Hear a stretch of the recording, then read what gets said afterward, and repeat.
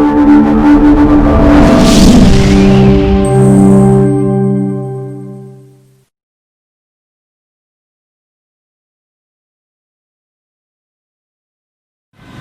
باللہ من الشیطان الرجیم بسم اللہ الرحمن الرحیم السلام علیکم ورحمۃ اللہ وبرکاتہ. Dear students, I am your teacher Mr. Manzoor Shah, head of English department over there at Comprehensive Model High School Sagoda.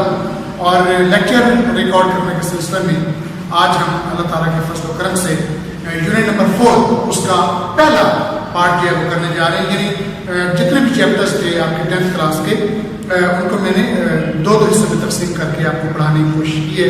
یعنی پارٹ 1 اور پھر پارٹ 2، یعنی آدھا حصہ پہلے پڑھایا پھر آدھا حصہ جو ہے بعد میں پڑھایا. آج ہم یونٹ نمبر 4 فرسٹ ایڈ ابتدائی طبی امداد اس کا پہلا ہاف ہم پڑھنے جا رہے ہیں. اور جیسا کہ روٹین رہی ہے میں آپ کو بتاتا رہا ہوں کہ سب سے پہلے سے ورڈز میننگس کرنا ہوتے ہیں اور پھر اس کے بعد اس کی ٹرانسلیشن کرنا ہوتی ہے. یاد رکھیے گا کہ وہ بچہ جو ورڈز میننگس تیار کر لیتا ہے سمجھ میں اس نے آدھا لیسن جو ہے وہ تیار کر لی ہے. ورڈز میننگ کی اتنی امپورٹنس ہوتی ہے. اور میں بار بار ہر لیکچر میں آپ کو کہتا رہا ہوں کہ آپ کی بک جو ہے وہ یوں خالی ہونی چاہیے، اس کے اوپر کسی قسم کے میننگس نہیں لکھے ہونے چاہیے. اگر آپ میننگس اوپر لکھ دیتے ہیں تو اس سے پرابلم یہ ہو سکتا ہے کہ وقتی طور پر آپ ٹرانسلیشن بہت اچھی کر لیں گے لیکن آپ کو ورڈز کے ایکچوئل جو میننگس ہیں وہ آپ کو نہیں آئیں گے. اس سے آپ کی ووکیبلری انکریز نہیں ہوگی اور پھر جب کم امتحان میں آپ بیٹھیں گے تو بھی آپ کو پرابلم یہ ہو سکتا ہے. آئیے دیکھتے ہیں سب سے پہلے ڈیفیکلٹ ورڈز کے meanings. Unit number 4 first aid ابتدائی طبی امداد. یہ وہ امداد ہوتی ہے جو کسی بیمار کو پراپر ٹریٹمنٹ دینے سے پہلے جو امداد دی جاتی ہے، جو اس کی مدد کی جاتی ہے، جو اس کا چھوٹا سا علاج کیا جاتا ہے. سپوز ایک حادثہ اللہ نہ کرے سڑک کے اوپر ہو گیا ہے اور وہاں پر فوری طور پر اس کو مدد کی ضرورت ہے، وہاں پر جو اس کو مدد دی جاتی ہے اس کو فرسٹ ایڈ کہتے ہیں. آپ نے دیکھا ہوگا ڈبل 1 ڈبل 2 کے جو جوان ہیں وہ یہی کرتے ہیں کہ وہاں پر ان کو فرسٹ ایڈ مہیا کرتے ہیں، پھر اس کے بعد ان کو ہاسپٹل جو ہے منتقل کیا جاتا ہے، وہاں پر ان کی پراپر ٹریٹمنٹ ہوتی ہے. تو فرسٹ ایڈ ابتدائی طبی امداد. پیراگراف نمبر 1 ایکسیڈنٹ حادثہ، ہرٹ چوٹ لگنا، انجر زخمی ہونا، سڈنلی اچانک، انویل بیمار، امیڈیٹ فوری، ٹیمپورری عارضی، جانبی، بربر، اسسٹنس، مدد، کمپرائز مشتمل ہونا، ٹیکنیک طریقہ، کریٹیکل اہم، وکٹم شکار، لے پرسن means common man عام آدمی، ٹرین تربیت دینا، ایڈمنسٹر فراہم کرنا، منیمم کم سے کم، equipments آلات، رینج دائرہ، ٹیک کیئر دیکھ بھال کرنا، ڈیل ود نمٹنا، unconscious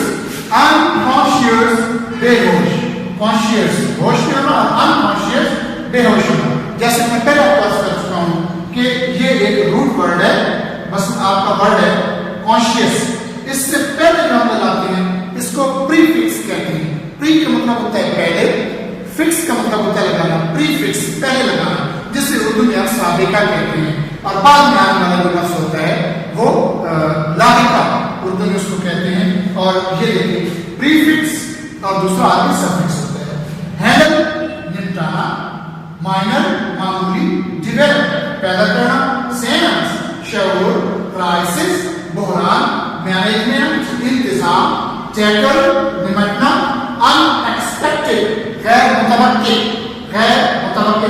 نہیں کہنا، متوقع غیر متوقع، ایمرجنسی ہنگامی حالت، کانفیڈنس اعتماد، سکریپ رگڑ، یوزلی عام طور پر، پراپر مناسب، avoid بچنا، انفیکشن جراثیم زدگی، complications پیچیدگیاں، falling درد ذیل، bleed خون کا بہنا، apply لگانا، gentle ہلکا سا، pressure دباؤ، bandage پٹی، elevate اسے elevate نہیں پڑھنا، elevate اٹھانا، wound اسے معلوم نہیں پڑھنا، wound زخم، ڈیمیج نقصان پہنچانا، ڈسلوج جگہ سے ہٹنا، کلوٹ لوتھڑا، فارم بننا، کاز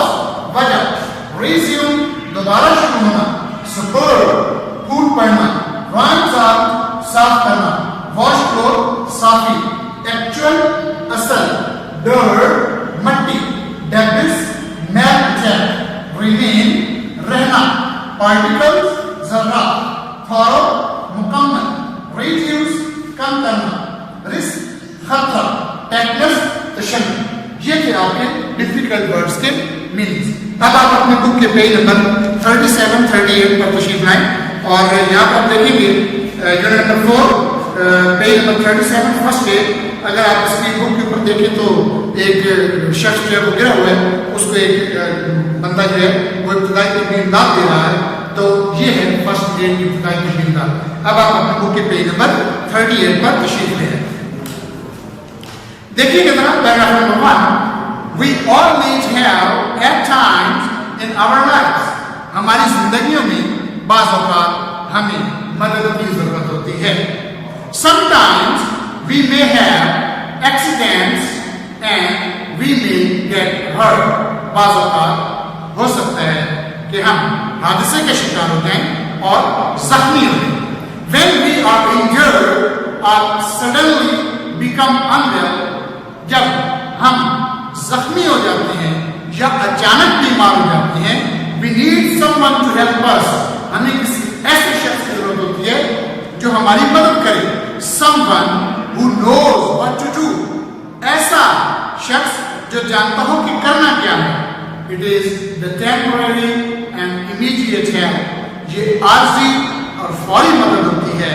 This timely assistance, یہ بروقت امداد, comprising of simple medical techniques, سادہ طبی مہارتوں پر مشتمل ہوتی ہے, is most critical to the victim and is حادثے کا شکار ہونے والے کے لیے بہت اہم ہوتی ہے, and is often life saving, اور اکثر زندگی بچانے والی ہوتی ہے, اکثر جان بچانے والی ہوتی ہے. یہ عارضی اور فوری مدد ہوتی ہے. یہ بروقت مدد سادہ طبی مہارتوں پر مشتمل ہوتی ہے. یہ حادثے کا شکار ہونے والے شخص کے لیے بہت اہم ہوتی ہے, اکثر جان بچانے والی ہوتی ہے. And a person can be trained to administer first aid. کسی بھی عام آدمی کو ابتدائی طبی امداد کی تربیت دی جا سکتی ہے. یعنی اس کے لیے کوئی بہت زیادہ پڑھا لکھا ہونا ضروری نہیں ہے, اور کسی بھی عام آدمی کو بھی اس کی ابتدائی طبی امداد دی جا سکتی ہے. آپ نے دیکھو گا گاؤں کے اندر بالکل ان پڑھ لوگ ہیں, وہ بڑی زبردست ہے, یعنی وہ اگر بازو ٹوٹ جائے, کہیں کوئی ہڈی فریکچر ہو جائے, اس کا بڑا زبردست وہ علاج کر دیتے ہیں. تو ثابت ہوا کہ اس کے لیے کوئی زیادہ ایجوکیشن کی ضرورت نہیں, ایک عام آدمی کو اس کی تربیت جو ہے وہ دی جا سکتی ہے. The first stage can be carried out using minimal equipment. ابتدائی طبی امداد کم سے کم آلات استعمال کر کے دی جا سکتی ہے. First aid knowledge ranges from taking care of cuts to dealing with an unconscious victim. ابتدائی طبی امداد کا علم, ابتدائی طبی امداد کے علم کا دائرہ معمولی زخموں کی دیکھ بھال سے لے کر ایک بے ہوش متاثرہ انسان کے علاج تک جاتا ہے. ابتدائی طبی امداد کے علم کا دائرہ زخموں کی دیکھ بھال کرنے سے لے کر ایک بے ہوش متاثرہ شخص کے علاج تک جاتا ہے. کٹس اینڈ سکریچ, زخم اور خراشی, یہ دوسرا پیراگراف ہے. Handling minor accidents at home or on the road, گھر پر یا سڑک پر معمولی حادثات سے نمٹنے سے develops a sense of crisis management, بڑے بڑے بحرانوں سے نمٹنے کا شعور پیدا ہوتا ہے. This may prepare people to tackle with unexpected emergencies with great confidence.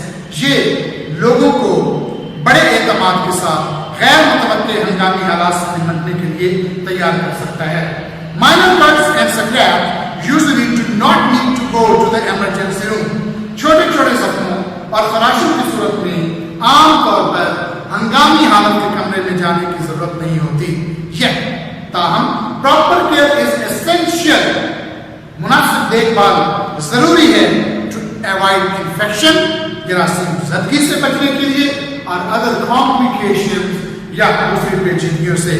تاہم جراثیم زدگی یا دوسری پیچیدگیوں سے بچنے کے لیے مناسب دیکھ بھال ضروری ہے.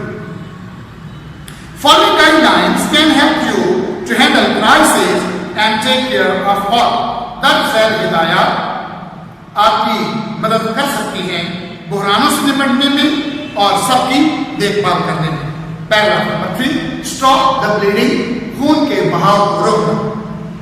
Minor cuts and scrapes usually stop bleeding on their own. چھوٹے چھوٹے زخموں اور خراشوں کی صورت میں عام طور پر خون بہنا خود بخود رک جاتا ہے۔ If they don't apply gentle pressure with a clean cloth، اگر وہ نہ رکے تو ایک صاف کپڑے کے ساتھ ہلکا سا دباؤ ڈالیں اور بینڈیج یا مرہم لگائیں۔ Hold the pressure continuously for 20 to 30 seconds، 20 سے 30 سیکنڈ تک دباؤ مسلسل برقرار رکھیں۔ And if possible elevate the wound، اور اگر ممکن ہو تو زخم کو اوپر اٹھانا۔ مثلا یہ نہ دیکھتے ہیں کہ خون جو ہے وہ بہت زیادہ بہہ رہا ہے، بلکہ کوشش کریں کہ زخم کو اوپر اٹھا دیں، سے خون کا بہاؤ جو ہے وہ بھی کم ہونے میں مدد ملے گی۔ Don't keep checking to see if the bleeding has stopped, یہ دیکھنے کے لیے مت رکھتے رہیں کہ کیا ہے خون کا بہاؤ رک گیا ہے، بیکاز دس میں ڈیمیج، کیونکہ یہ نقصان پہنچا سکتا ہے، اور ڈسلوج دا کلوٹ دیٹ از فارمنگ، یا وہ لوفر جو بن رہا ہے اس کو ہٹا سکتا ہے، and cause bleeding to resume, اور دوبارہ خون کے پھوٹ پڑنے کی وجہ بن سکتا ہے۔ If blood spurts are continuous flowing, اگر خون پھوٹ پڑتا ہے یا مسلسل بہتا رہتا ہے، آفٹر کنٹینیوس پریشر، مسلسل دباؤ کے بعد، سیک میڈیکل اسسٹنس، ابتدائی طبی امداد حاصل کریں۔ اگر خون پھوٹ پڑتا ہے یا مسلسل بہتا رہتا ہے مسلسل دباؤ کے بعد، تو ابتدائی طبی امداد حاصل کریں۔ سیک میڈیکل اسسٹنس، تو طبی امداد حاصل کریں۔ کلین دا وونڈ، زخم کو صاف کرنا۔ آج کے یہ آخری پیراگراف ہوگا، کلین دا وونڈ، زخم کو صاف کرنا۔ Rinse out the wound with clean water, صاف پانی کے ساتھ زخم کو صاف کریں۔ To clean the area around the wound, زخم کے ارد گرد کی جگہ کو صاف کرنے کے لیے use soap and a washcloth, صابن اور ایک صافی استعمال کریں۔ But soap can irritate the wound, لیکن صابن زخم میں سوزش پیدا کر سکتا ہے۔ So try to keep it out of the actual wound, تو لہذا اس کو اصل زخم سے دوری رکھیں، If dirt or debris remains in the wound after washing، دھونے کے بعد، زخم کو دھونے کے بعد اگر زخم میں میل کچیل باقی رہتا ہے، زخم کو دھونے کے بعد اگر مٹی یا میل کچیل باقی رہتی ہے تو پھر کیا کرنا ہے؟ Use tweezer clean with alcohol to remove the particle، تو ذرات کو ہٹانے کے لیے الکوہل سے صاف کی ہوئی چمٹی استعمال کریں۔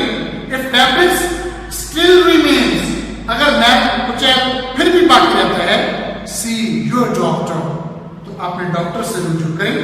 thorough cleaning reduce the risk of infection and tetanus، مکمل صفائی جراثیم زدگی اور تشنج کے خطرے کو کم کر دیتی ہے۔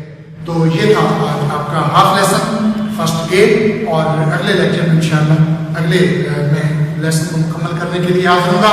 تب تک کے لیے اپنے ٹیچر منظور شہزاد کو اجازت دیجیے۔ اللہ تعالیٰ آپ کو اور آپ کے اہل خانہ کو اپنے حفظ و امان میں رکھے۔ اللہ حافظ۔